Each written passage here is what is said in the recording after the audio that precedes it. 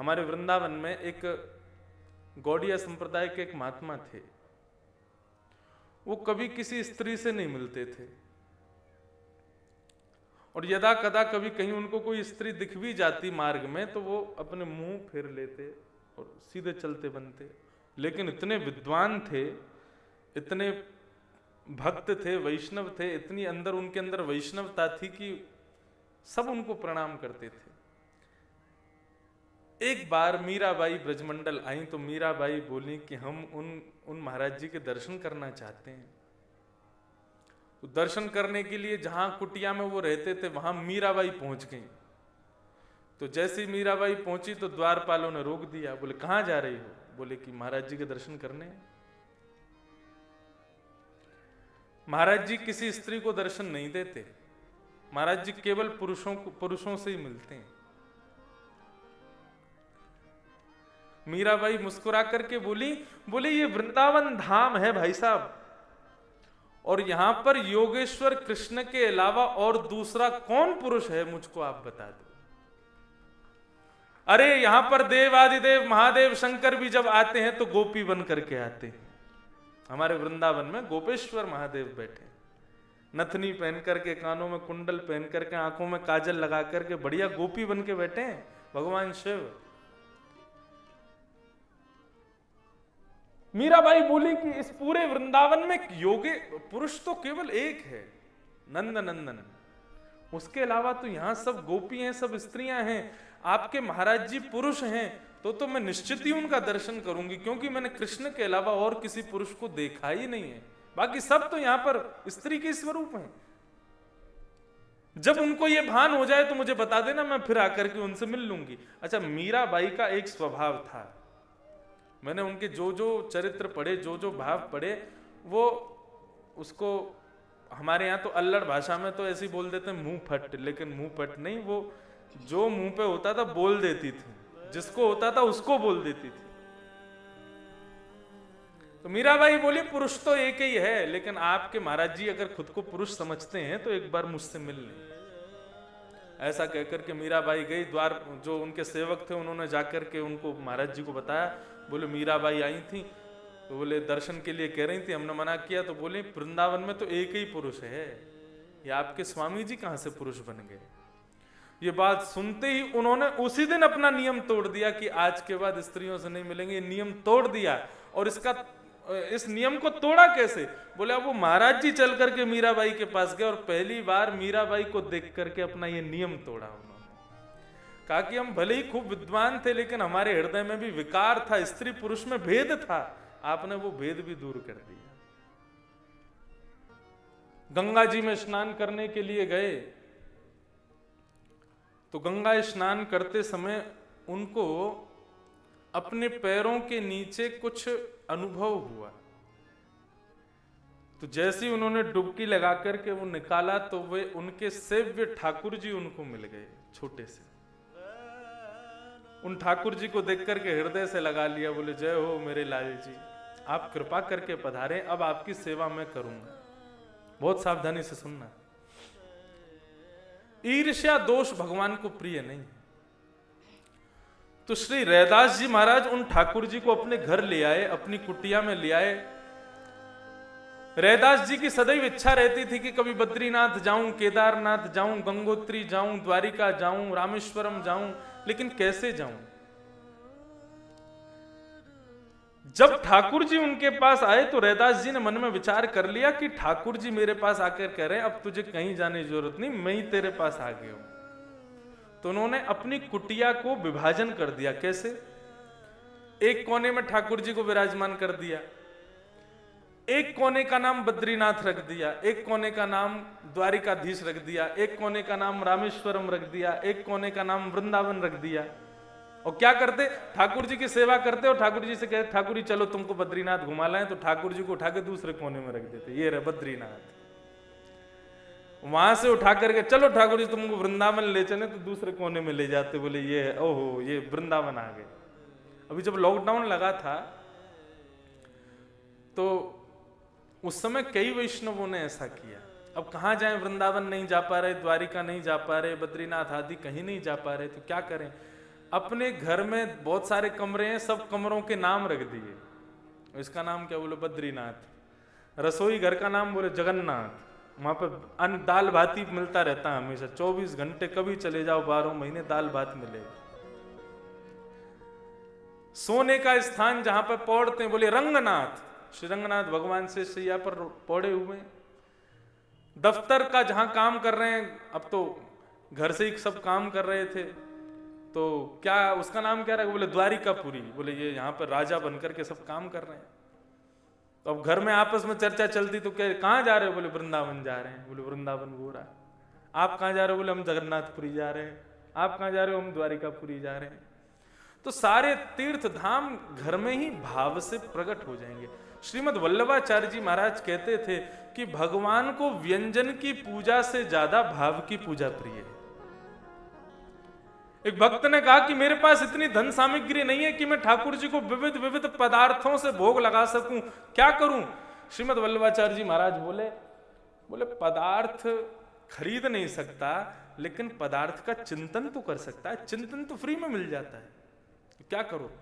बोले ठाकुर जी को सामने विराजमान करके नेत्र बंद कर लो और बोलो ठाकुर जी आज आपको पंचामृत से अभिषेक कराएंगे, ये लो दूध से स्नान, ये लो घी से स्नान, ये लो शर्करा से स्नान, ये लो मधु से स्नान। लेना कुछ नहीं है, बस सोचना है कि हम करा रहे हैं। इमेजिनेशन। अब आप लोग वहां बैठे हो, वहां बैठ करके केवल सोच लो आंख बंद करके कि मैं मंच पर खड़ा हूं, तो आपकी जो सोचने की प्रक्रिया है वो पूरे दृश्य को इस प्रकार क्रिएट कर देगी कि आपको लगेगा कि आप सच में मंच पर खड़े हो। तो ऐसे श्रीमद् वल्लभाचार्य जी बोले कि अपने मन में केवल भाव रख लो कि हम ये प्रस्तुत कर रहे हैं, भाव से ही ठाकुर जी प्रसन्न हो जाएंगे। तो उनका भक्त रोज ठाकुर जी का पंचामृत से अभिषेक करता है। पंचामृत से अभिषेक करने के बाद में अब गरम गरम जल से अभिषेक किया। ठाकुर जी को बढ़िया सुंदर एक सुंदर वस्त्र से ठाकुर जी के अंगों को पोंछा। ठाकुर जी को बढ़िया मखमल के वस्त्रों से बने हुए वस्त्र अलंकार धारण करा दिए। ठाकुर जी को सुंदर इत्र धराया है। ठाकुर जी के स्वर्ण के नेत्र धराए हैं, स्वर्ण का मुकुट धराया है। ये सारी सेवा केवल सोच रहा है। अब ठाकुर जी तैयार हो गए, चलो दूध भोग लगाओ। दूध रख दिया। दूध फीका है, इसमें थोड़ी सी केसर डालो, इलायची डालो, बढ़िया काली मिर्च डालो। अच्छा चलो चीनी डालो, 1 चम्मच, 2 चम्मच, 3 चम्मच। अरे चीनी तो बहुत ज्यादा हो गई, चलो 1 चम्मच निकाल लो। जैसे ही दूध में से 1 चम्मच निकालने लगा तो भगवान सच में प्रकट हो गए। हाथ पकड़ लिया उसका। जैसे ही नेत्र खोल करके देखा तो सामने द्वारिकाधीश बैठे। बोले प्रभु आप कैसे प्रकट हुए? बोले मैं ये कहने को प्रकट हुआ हूं, तेरी सच की चीनी लग रही है जो तू निकाल रहा है उसको। अरे क्यों निकाल रहा है? लग गई तो लग गई। अब तो भाव ठाकुर जी को अति प्रिय है। हमारे ठाकुर जी जब विचरण करते हैं, घूमने जाते हैं, अमेरिका कनाडा सब जगह घूमे आए हमारे ठाकुर जी। हम क्या करते हैं? और फ्लाइट में बैठे हैं, 16 घंटे की फ्लाइट है, क्या करें? तो गोद में बैठे बैठे ठाकुर जी को बस भाव रख ले। ठाकुर जी देखो 56 भोग आए हैं, गोवर्धन से बन के आए, तो सुगंधी आई आपको। मोहन थार, मेवा बाटी, मठरी, मैसूर पाक सब आइए, देखो पाओ, भोग लगाओ। और एक और बात, हम अपने ठाकुर जी के बिस्तर के नीचे 500-1000 रुपए और रख देते हैं कि जगह जगह कहीं पे आपको दुकान मिले तो खुद खरीद के खा लेना। तो ये भाव ही प्रमुख है भक्ति में। सिद्धांत में सबसे श्रेष्ठ भाव ही है। तो श्री रैदास जी अपने ठाकुर जी की सेवा करते थे। कुछ लोगों को उनसे ईर्ष्या होने लगी। बोले इसके पास जो ठाकुर जी हैं इनको धन सिद्ध है, देख रहे हो रैदास पर कितनी कृपा हो रही है, खूब धन आ रहा है, खूब सब संपत्ति अपने आप आ रही है इसके पास। तो उन लोगों ने क्या कहा कि राजा के पास जाकर के प्रस्ताव कर दिया कि हे राजन, ये जो रैदास जी महाराज हैं इनको भगवान की पूजा का अधिकार नहीं है। ये पूजा का अधिकार तो हम ब्राह्मणों को है। आप इनसे कह करके और इनके ठाकुर जी हमको दिलवा दो। वेद मंत्र आदि वेद पुराणों के सब उन्होंने सब बता दिए नियम कि कहां कहां क्या क्या लिखा है। राजा ने रैदास जी को बुलाया, रैदास जी से कहा कि ऐसे ऐसे बात है, क्या करना चाहिए? बोले आप राजा हैं, आज्ञा करो। ठाकुर जी को मैं तो लाया नहीं, स्वयं पधारे हैं। तब राजा ने कहा एक काम करते हैं, अपने ठाकुर जी को हमारे राजभवन में लेके आओ और एक तरफ ये सब लोग बैठेंगे, एक तरफ आप बैठ जाओ, दोनों अपनी पूजा पद्धति से ठाकुर जी को प्रसन्न करने का प्रयास करो, जिससे ठाकुर जी रीझ करके उसकी गोदी में आ गए, ठाकुर जी उसी के। रैदास जी बोले ठीक है, आपकी जैसी आज्ञा।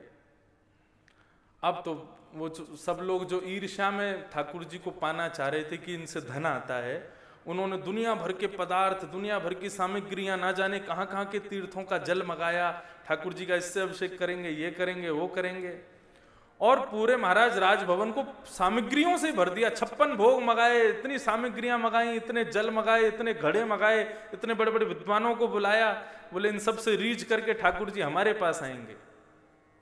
रैदास जी कुछ नहीं लेके आए, अकेले आए, अपने ठाकुर जी को सिंहासन पर विराजमान कर दिया।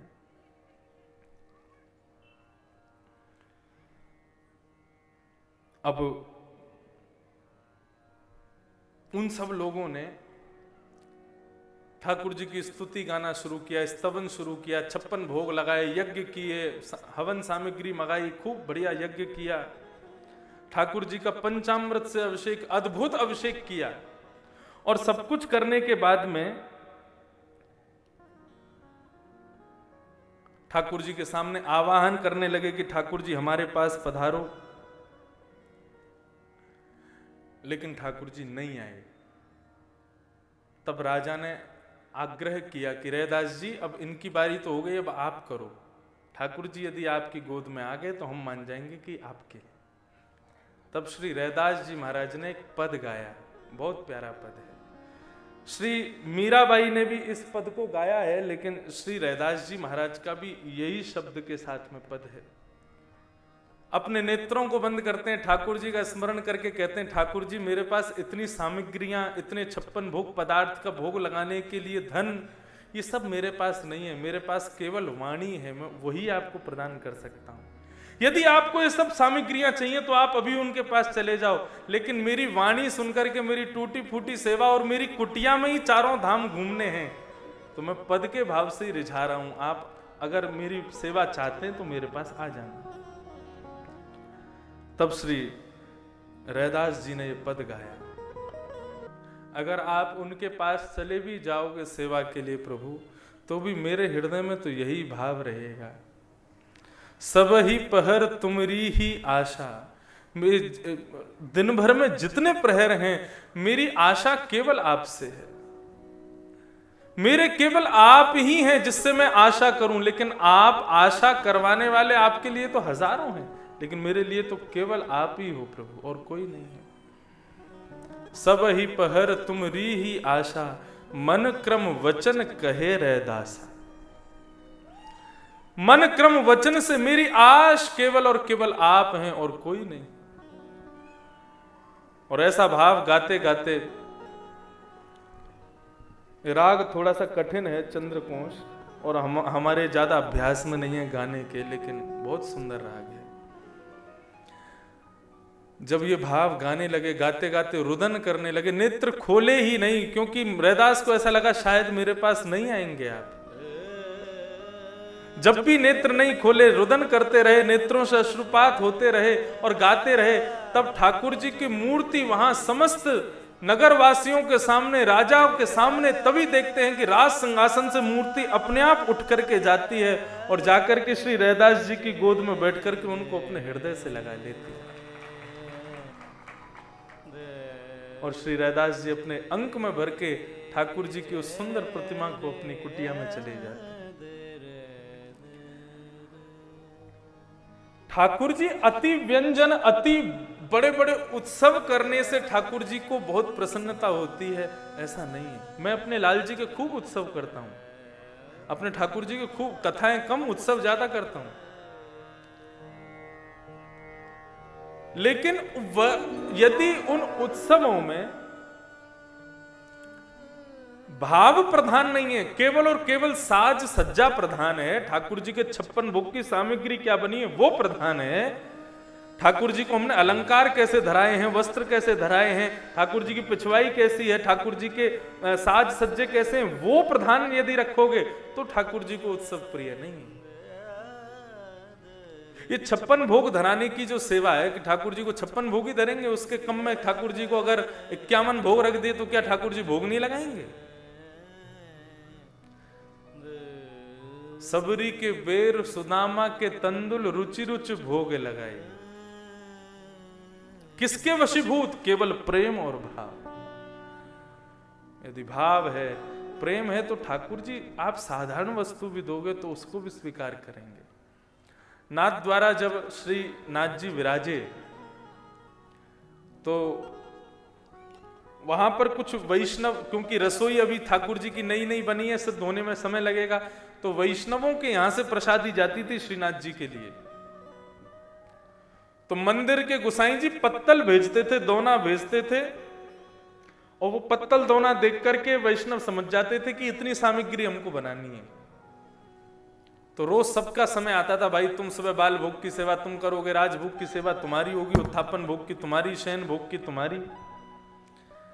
तो ऐसे सबको सेवा देते थे। तो एक दिन एक अकिंचन ब्राह्मण, वो ज्यादा धनवान नहीं था, उसकी सेवा आ गई और उसके यहां पत्तल आई, बोले इतनी सामग्री बना के भेजो। मन में सोचने लगा क्या करूं, कैसे करूं। गुसाई बालक के पास दौड़ा दौड़ा गया, कहा कि प्रभु मैं इतनी सामग्री नहीं बना सकता, हमारे यहाँ तो एक दिन भोजन बन जाए, 3 दिन तक उसी को चलाते हैं, हम ठाकुर जी का भोग कैसे लगाएं। तब उन्होंने भी श्रीमद वल्लभाचार्य जी के उसी भाव को बताया। बोले सदगुरुदेव कहते हैं, श्रीमद जगतगुरु वल्लभाचार्य कहते हैं कि भाव सामग्री में केवल भाव का ही चयन कर लिया जाए तो भी ठाकुर जी स्वीकार करते हैं। तुम जो जो सामग्री बनाना चाहते हो, दोना पत्तल पर हाथ रख के केवल स्मरण कर लो और फिर बिना देखे उसको ढक करके मंदिर भेज दो, ठाकुर जी अपने आप सब स्वीकार कर लेंगे। उसने वही किया, अपने घर जाकर के दोना खाली, पत्तल खाली, अब क्या करें, बना तो सकते नहीं, इतनी सामग्री है नहीं। तो सब में सोच लिया, इसमें ठाकुर जी के हलवा, इसमें ठाकुर जी के लिए मोहन थार, इसमें ठाकुर जी के लिए दाल, इसमें सब्जी, इसमें रोटी, इसमें पूड़ी, इसमें कचौड़ी, ऐसे सब में भाव करते हुए और नेत्र बंद से ही उसके ऊपर वस्त्र डाल दिया और थाली सजा करके और मंदिर में ले जा करके पधराई। और जैसे ही ठाकुर जी के कपाट बंद हुए, राजभोग के लिए जैसे ही थाली के ऊपर से वस्त्र हटाए गए, जितनी सामग्री का ध्यान दिया सब प्रकट हो गई और ठाकुर जी ने भोग लगाया। तो ये भाव की प्रधानता। जरूरी नहीं है कि आप अपने घर के अर्चावतार के लिए विविध सामग्री ही बनाओ, सामग्री न भी बना सकते तो केवल उसका स्मरण। अब हमारे श्रीनाथ जी की पद्धति में ठाकुर जी को कम से कम 100 बीड़ा का भोग लगता है, 100 पान का भोग। अब 100 पान कहां से कथा में मंगाऊं मैं? यजमान से कहें कि भैया रोज के 100 पान चाहिए, अब 100 पान लगा भी न खाएगा कौन उसको? तो क्या करें ठाकुर जी के लिए? तो राजभोग के बाद, भोग के बाद ठाकुर जी के सामने ऐसे हाथ कर देते हैं, ये लो पान की आकृति बन गई और दिखाई दे, लो पान पालो। तो केवल ध्यान मात्र ऐसे ठाकुर जी के आगे भाव मात्र कर लिया जाता है, ठाकुर जी उसी से स्वीकार कर लेते हैं। तो भाव प्रधान। तो निर्मत्सराणाम सता, निर्मत्सरता, मात्सर्य दोष से रहित व्यक्ति ही कथा का अधिकारी है, नहीं तो भागवत की कथा ना कह पाएगा ना सुन पाएगा। और तीसरा भाव संबंध। बोले वैद्यम वास्तवमत्र वस्तु शिवदम तापत्रयोन्मूलनम्।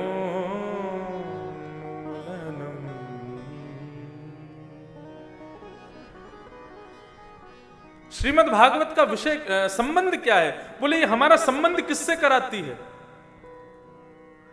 देखो 7 दिन की कथा है और प्रत्येक दिन की कथा जो है वो फेरे के भाव से होती है। हर दिन की कथा सुनकर के नंद नंदन के साथ में आप लोग फेरे लगा रहे हो, एक एक दिन एक एक फेरा पूरा होता चला जा रहा है। और हम कौन है? बोले फेरा लगावे वाले, भामर परवाए वाले पंडित जी हैं। हम कथा सुना के 4 घंटा में आपके फेरा ही लगवा रहे हैं। और ये सब कौन है? सब मंडली आती फेरा परवाने वाले पंडित जी के संग में। एक थाली लेके घूमते रहते हैं, बोले इसमें चावल अक्षत आदि इनके तिलक करो, जे करो, वो सब ये पूरी हमारी मंडली पधारी वृंदावन से। भामर किसके पढ़ रहे हैं? आपके पढ़ रहे हैं। सप्ताह कथा 7 दिन जिस दिन पूरे हो जाएंगे उस दिन आप सबके 7 फेरे ठाकुर जी के साथ पूर्ण हो गए। अब क्या हुआ? बोला अब हम तो चले जाएंगे, अब आप लोग भी अपने घर चले जाओ। मतलब अब गौने का इंतजार करो, गौना कब होगा। श्रीमद् भागवत सुनने के बाद में मानव को मृत्यु के भय से दूर हो जाना चाहिए, मानव को मृत्यु का इंतजार शुरू कर देना चाहिए। कब आएगी बताओ? हम ताल ठोक के बैठे इंतजार कर रहे हैं तुम्हारा, कब आओगी? कथा श्रवण के बाद में मृत्यु मृत्यु ना रह जाए, मृत्यु गौना बन जाए। हमने कथा सुनी थी, फेरा तो हमारे हो गए। बोले अब क्या? बोले प्रियतम अब जब बुलावा भेजेंगे, पालकी भेजेंगे, 4 कहार भेजेंगे, तब उस पालकी में बैठ करके अपने प्रियतम के देश जाएंगे। इस भगवान अपने वैकुंठ में कभी कभी संगीत के कार्यक्रम कराते हैं, जलसा कराते हैं, और उसमें समस्त देवी देवताओं को आमंत्रण भेजते हैं कि भाई सब लोग आओ। सब लोग वहां पहुंचते हैं, जाकर के उस जलसा का आनंद लेते हैं। गाते कौन है? सरस्वती जी गाती हैं, लक्ष्मी गाती हैं, मतलब ये सब प्रस्तुति देते हैं। और हा हा हु हु गंधर्व, ये 2 गंधर्व हैं देवताओं के, ये 2 गाते हैं। तो ये जलसा हो रहा था, उसी में श्री नारद जी महाराज पहुंचे।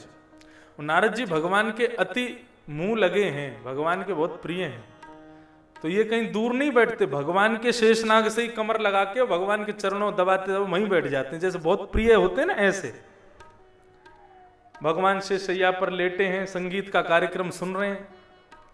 इतने में भगवान नारद जी को देख करके कहते हैं, बोले ये नारद, इसके संग कुछ लीला की जाए। हम एक दिन चाहते हैं नारद भी हमको बैठ के कुछ सुनावे। कैसे क्या करें? तो अपने पैर के अंगूठे से नारद जी को जोर से ऐसे हिलाया। नारद जी बोले जी प्रभु क्या आज्ञा? बोले हम ये कह रहे हैं कि तुम यहां क्यों बैठे हो? बोले मतलब? संगीत का कार्यक्रम चल रहा है, सब लोग बैठे हैं तो मैं भी बैठा हूं। नहीं, तुमको तो सारे गामा पा धा नी सा भी नहीं आते, तो तुम क्यों बैठे हो? तुमको स्वरों का ज्ञान तो है नहीं, बेसुरा कंसुरा गाते हो। अब यहां तो उनको बैठना चाहिए, या तो जो गाना जानते हो या सुनना जानते हो। जाओ चलो भजन करो अपना, तुम्हारे लिए नहीं है ये, जाओ यहां से। नारद जी को बड़ा अपकार लगा अपना। बोले हम संगीत गाना नहीं जानते तो उसका मतलब क्या है कि हम बैठ भी नहीं सकते, सुन भी नहीं सकते? ठीक है भगवान, हम भी प्रतिज्ञा लेके जाते हैं, जब तक संगीत सीख नहीं जाएंगे तब तक वैकुंठ नहीं आएंगे। चित्रकेतु के पास गए, बोले बताओ इस पूरे विश्व में सबसे बड़ा संगीत का मूर्धन्य विद्वान कौन है? वो सबसे बड़े संगीत के ज्ञाता भगवान शिव हैं, लेकिन वे अभी 2000 वर्ष के लिए समाधि में हैं, अभी तो सीख नहीं पाओगे। तो किसके पास जाया जाए? उनके बाद हिमालय पर एक उल्लू बैठा है, वो बहुत अच्छा संगीत का ज्ञाता है, यदि तुम्हें मिल जाए तो उससे संगीत सीख लो। कड़ाके की सर्दी पड़ रही है, बर्फ में धंसते हुए नारद जी महाराज हिमालय पर पहुंचे। वहां पर एक उनको विलक्षण उल्लू दिखा, जो राग भीम पलासी अलाप रहा था, और उसके स्वर को सुनकर के नारद जी बोले वाह भाई, इसी से सीखना है। तो वो उल्लू ऊपर बैठा बैठा डाल पर, उसने 2000 वर्ष तक नारद जी को संगीत की विद्या दी। जब 2000 वर्ष पूरे हो गए, नारद जी महाराज वहां से सीधे गए कैलाश। कैलाश में जाकर के देखा भगवान शिव समाधिस्थ से निवृत्त हो गए, तो शंकर जी से संगीत सीखा। शंकर जी से सीखने के बाद में अब नारद जी को लगा कि हमसे बड़ा विद्वान अब कोई नहीं। और अब क्या करना है? बोले कि सरस्वती और हा हा हु गंधर्व, इन्हीं को परास्त करना है मेरे को। अब ये जब उनके अंदर भावना ईर्ष्या की उत्पन्न हुई तो भगवान को अच्छा नहीं लगा। नारद जी महाराज वैकुंठ की ओर जा रहे थे, तभी बीच में एक सुंदर सा नगर पड़ा जो पहले कभी नहीं पड़ा था। नारद जी बोले ये नगर तो हमने कभी नहीं देखा। तभी उन्होंने क्या देखा? उस नगर के प्रत्येक मानव बड़े सुंदर, लेकिन सब अपंग हैं। किसी के हाथ नहीं है, किसी का पैर नहीं है, किसी का एक कान नहीं है, कोई एक आंख से काना है, किसी की एक उंगली नहीं है, इसी प्रकार सबके अंग प्रत्यंग जो है वो अपंग थे। नारद जी बोले इतना विलक्षण शहर और यहाँ के लोग कैसे हैं? किसी को रोक करके बोले भैया जय श्री कृष्ण, ये कौन सा नगर है और आप सब कौन हैं? तो उसने कहा ये स्वर मंडल इस नगर का नाम है और हम सब संगीत की राग रागनियां हैं। मैं राग यमन हूं, ये राग भैरव है, वो डोल्लो का है राग भैरवी है, ये कौन है? ये चारुकेसी है। ये सारे राग रागनियां घूम रहे हैं। बोले अच्छा राग रागनियां है तो फिर अपंग क्यों हैं? हाथ पैर क्यों टूटे हैं? उन्होंने कहा आप क्या बताएं, एक नया नया गायक हुआ है, वो हमको ऐसा तोड़ मरोड़ करके गाता है कि उसकी गायन शैली से हम सबके हाथ पांव टूट गए। नारद जी बोले ऐसा कौन सा गायक है? बोले उसका नाम है नारद। हम सब उसी को खोज रहे हैं, जिस दिन मिल जाएगा उस दिन उसको छोड़ेंगे नहीं, उसने हमारे हाथ पांव तोड़ के रख दिए हैं। अब तो नारद जी महाराज घबराए, हृदय में जो ईर्ष्या प्रकट हुई थी वो दूर हो गई। अब सीधे गए स्वर्ग में, हा हा हु गंधर्व को प्रणाम करके कहा कि अब आप ही मुझे संगीत की विद्या दो। जब ये बात कही तो हा हा हु गंधर्व खड़े हो गए, बोले नहीं प्रभु, आपसे बड़ा इस तीनों लोकों में संगीत का ज्ञाता कोई है ही नहीं। वो तो भगवान आपकी ईर्ष्या को दूर करवाना चाहते थे, इसलिए ये लीला कर रहे थे। अब भगवान ने केवल नारद जी के लिए एक कार्यक्रम रखा। सबसे पहली प्रस्तुति हाउ गंधर्व ने दी, फिर सरस्वती ने की, फिर लक्ष्मी ने की, और सबसे अंत में जैसे ही नारद जी महाराज मंच पर पधारे, भगवान शेष नाग सैया से उठ करके बैठ गए।